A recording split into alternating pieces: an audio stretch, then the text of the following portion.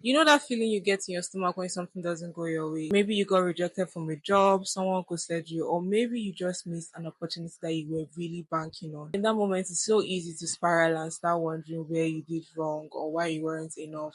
But in actual sense, you were not rejected, you were redirected.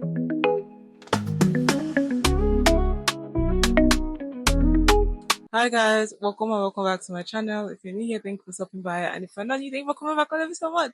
So let me tell you a story. There's this old man who always had breakfast with his wife before going to work. Then one morning, his wife accidentally burnt his toast and he was frustrated. He was annoyed, but he still ate it anyway. And because of that little delay, he had to leave the house later than he usually did. On his way to work, he found out that a terrible accident had happened at the exact spot he normally would have been if he had left the house at the time he usually leaves. And that if he had left the house at that same time today, he would have got caught in that accident.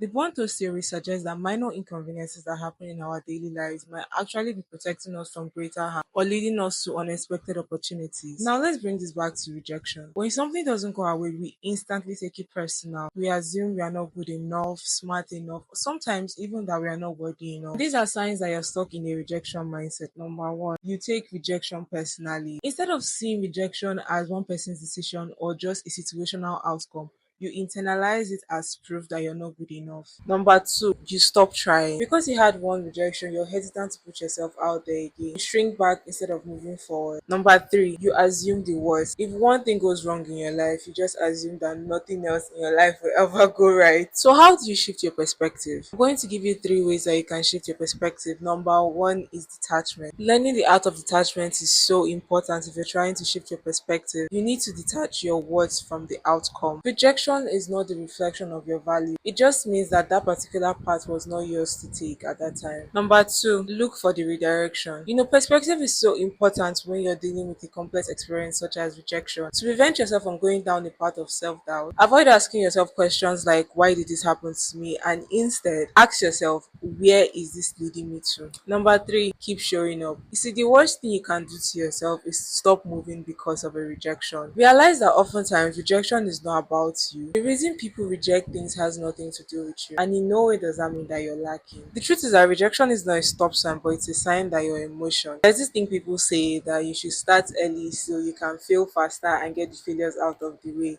It's literally the same thing with rejection. The only way to never experience rejection is to not put yourself out there, and to be honest, that is way worse than getting rejected. One of the reasons I love this series so much is that it's about seeing the bigger picture and trusting that these smaller setbacks are leading you to something better. So the next time you face rejection, remember this theory. Trust in the bigger picture, trust in your vision, and don't let it stop you from showing off. And that's it guys, we've come to the end of this video. I hope you enjoyed it. I hope I've been able to speak to somebody. I hope you've been able to learn something from this video. Don't forget to subscribe to my channel, give this video a thumbs up, and I'll see you guys in my next video. Bye.